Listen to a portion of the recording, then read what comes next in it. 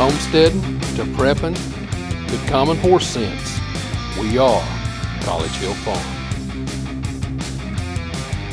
Welcome back to College Hill Farm. Well, today it's a little bit different video. So far this year we've been doing all the gardening videos, and I want to do something a little bit different. Today I want to talk to you about electricity. Now, Crystal and I don't have a solar set up. We want to have one, but we haven't got one yet. But in leading up, every homesteader should know how to do basic electricity. When we bought this house in 2014, the very first thing we had to do was modify or rewire the entire house, because it still used the 1930s knob and tube wire. Okay, the house was originally built without plumbing and without electricity. The electricity was installed sometime in the 30s. The house was built in 1908, the closest we can come to the actual date. So we had to redo the entire electrical. That's just something that had to happen. Now, if you're a homesteader, you have to come up against electrical things. You have to estimate electrical consumption. You have to, there's a whole bunch of stuff that involves electricity. Now, you could go to your local vocational school and take an electrical class, but really for the average homesteader, they're not going to need that. They can learn some basic electricity and do what they need to do.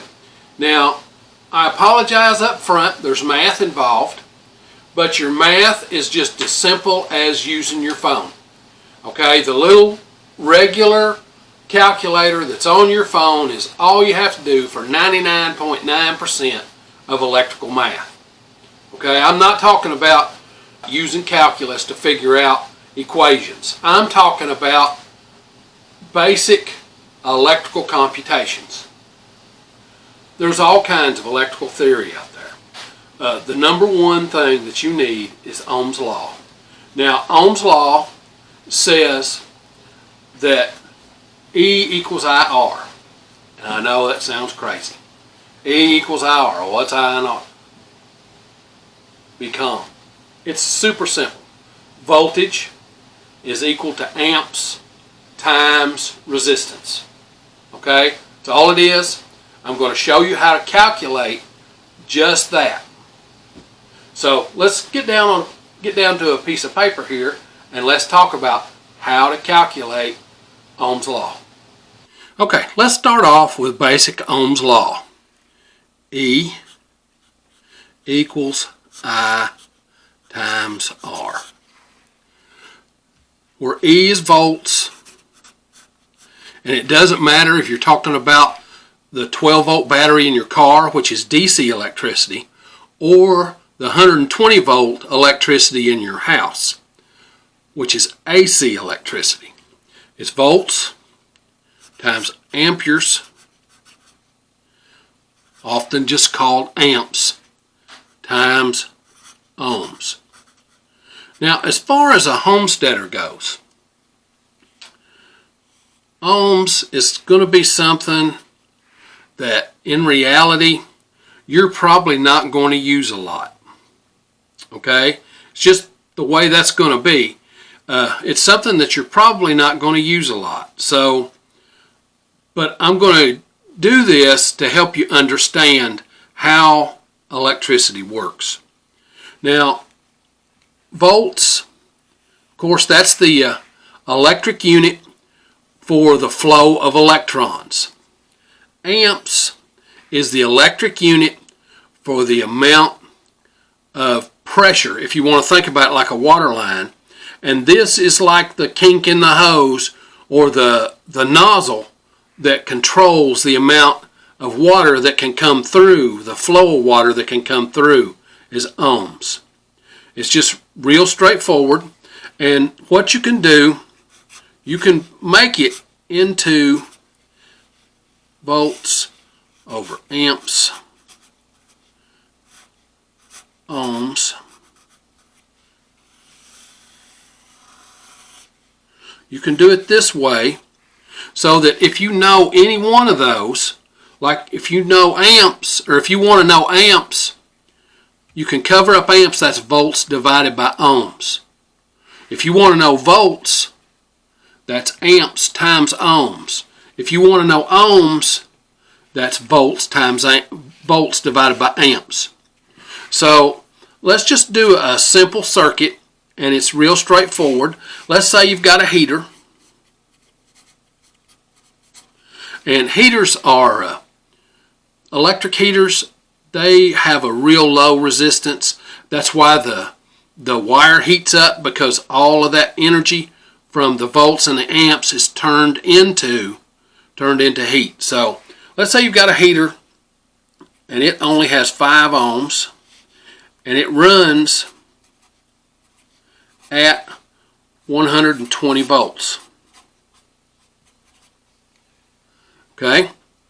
How many amps will that draw? Well, all you have to do is, since you know this one, and you know that one, you know these two, this one, volts and ohms, and that little symbol right there represents ohms. Once you know volts and ohms, then if you want to find out how many amps that is, you just cover up amps. It's amps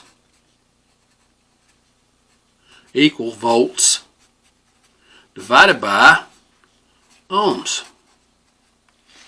It's just really, really straightforward. And if you do that, it's 120 divided by 5. Well, if you do that, that would be 2. And 5, that would be 25 amps. Does that make sense? It's real straightforward about how to do that. Now, let's talk about where this applies. Okay, why is this important? Why is it important to learn the number of amps or the number of watts or the number of ohms to an electrical system? Well, in your electrical system, you're going to have breakers like this. These have got a little paint on them, so please look over it. Here's a typical set of breakers, and they're different sizes, and it generally says right on them, and it's embedded. That one's right there. See, that's 20 amps. That one is 20 amps. And I think maybe this one's 20 amps. All of these are 20 amps. They are. But you can buy breakers in 15, 10, 5, 20, 25, 30. Okay, and then there are double breakers, and that's a little beyond what we're going to talk about today. But this amp load here, if you know you've got something that's going to run 25 amps, then you have to have a breaker that would run 30 amps. Okay, because you want to have your breaker be a little bit more than what it's going to draw. At least 15 to 25% more. Okay, so now you got these breakers, but now there's one other thing that makes the difference here, is your wire. Now, every wire is different. When you use these breakers, like this one, okay, it's a 20 amp breaker. There's a connector back here where the wire connects in, and then you connect other parts of the wire in your breaker box. And the video is not about that today, but it is important that you get the right size wire. Now, this wire is called 12-2, and I'm going to pull it out there where you can get a look. And the reason it's called 12-2 is because what happens is you've got two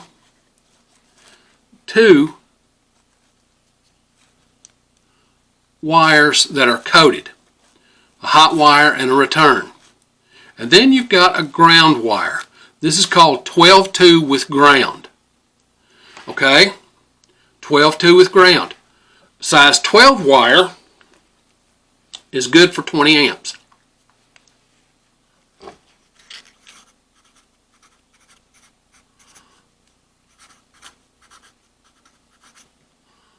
Okay, 12 wire gauge is good for 20 amps. That's if you run it less than 100 feet. Okay, if you go over 100 to 150 feet, you're going to have to go up in your wire size. But that's a subject for the next video. Now, so you've got this 12 gauge wire. You can run a 20 amp circuit with it. Alright? Here is 14 gauge wire.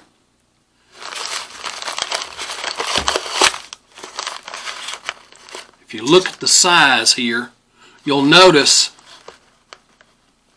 that the 14 gauge wire, the whole thing, would fit inside this 12 gauge wire sheath, because the diameter around of the wire is not nearly as big as the diameter of the number 12 here. See that?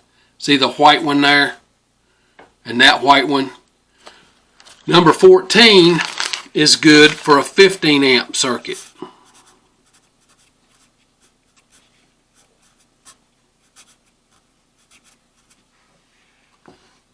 Okay? Now, if you'll notice something, a gauge 12 was a bigger wire than a gauge 14. So, would a gauge 10,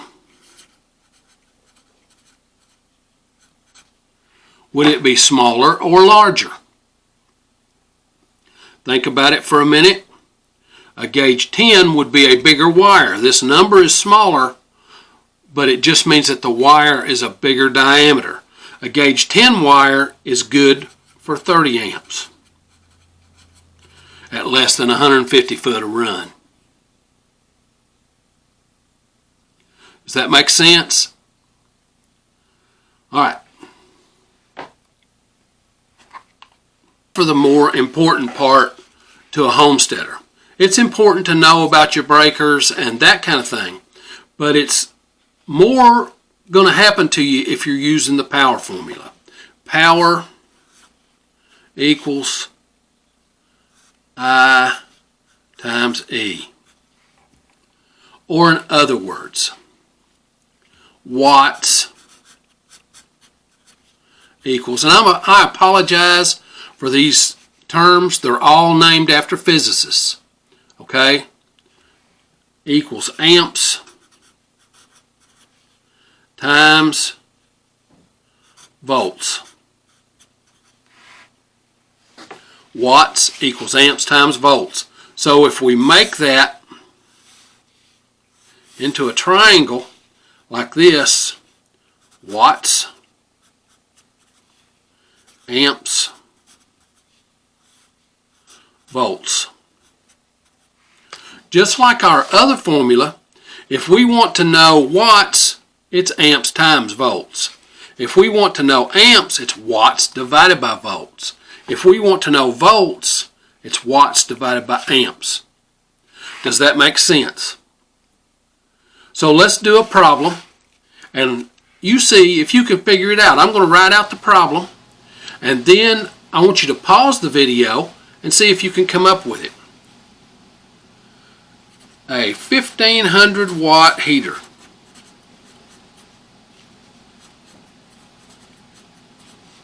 Operates at 120 volts. What size breaker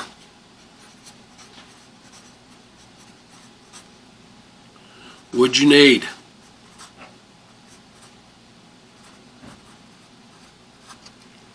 Okay, what size breaker would you need? Pause the video. Remember, a breaker is based on how many amps it can run. Okay, so what I'm actually asking you for is amps.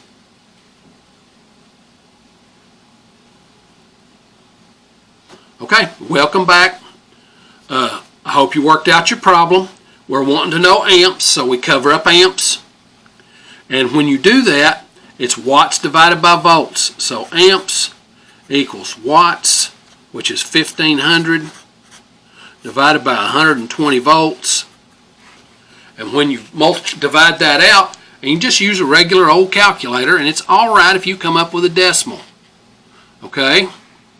Here's mine. It's 1500 divided by 120 equals 12.5 amps. So what size breaker would you need? Remember, breakers come in 5 and 10 denominations. So if we looked at that, you could get by with a 15 amp breaker and number 14 wire. But you wouldn't be able to operate anything else on that circuit. If there was a light on that circuit, it would probably knock it all out. Does that make sense? Let's do another one. You have a freezer. It operates at 1.7 amps. Okay? At 120 volts. How many watts?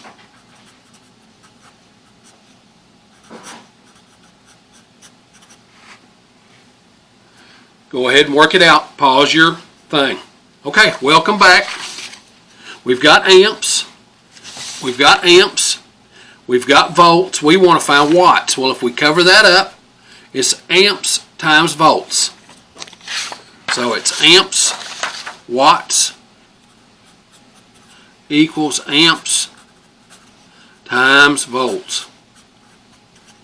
It's real straightforward. It equals 101.7 times 120 equals, and if you use your calculator,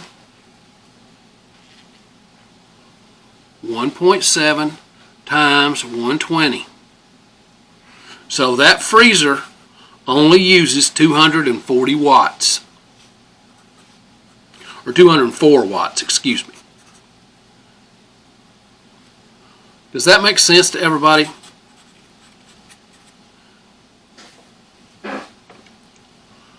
Now, be certain to stay tuned for part 2, and we will talk about what you would use these kind of calculations for. Okay, that's basic homestead electricity part 1. Practice that. You know, look at the little, every appliance in your house has a little metal plate on it. And that little plate tells you how many amps it draws. Or it tells you how many watts it is, whichever one.